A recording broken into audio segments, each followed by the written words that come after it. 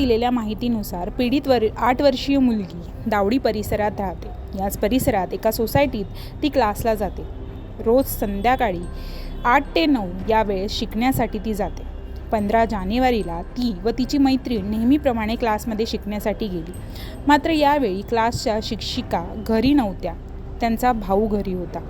त्याने या संधीचा गैरफायदा घेत पीडित मुलीचा हात खेचून तिला बेडरूममध्ये नेले व तिच्यावर लैंगिक अत्याचार केले।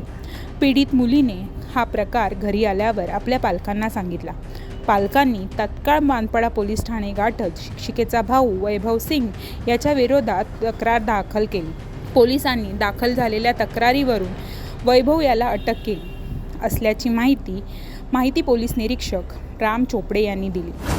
मानपाडा पोलीस ठाणे हद्दीमध्ये एका 8 वर्षाच्या विद्यार्थिनीवर लैंगिक अत्याचाराचा एक प्रसंग समोर आलेला आहे आणि त्या घटनेवर आधारित त्यातील आरोपीला आम्ही ताब्यात घेतलेला आहे। आरोपी यातील विद्यार्थिनी आहेत, 2 विद्यार्थिनी होत्या।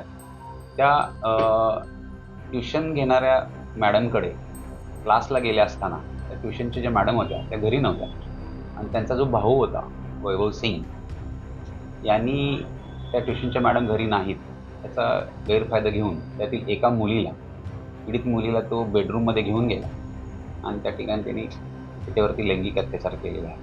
आम्ही आरोपीला लगेच लागलीच ताब्यात घेऊन अटक केली आहे।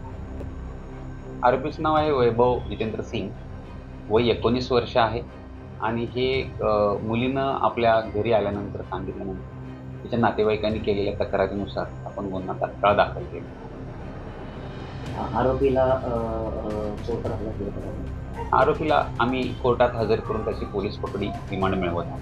वैभव सिंग याला गुरुवारी कल्याण जिल्हा सत्र न्यायालयात हजर करण्यात आले। न्यायालयाने वैभव याला 2 दिवसांची म्हणजे 18 जानेवारीपर्यंत पोलीस कोठडी सुनावली असून याचा अधिक तपास सुरू केला जात आहे।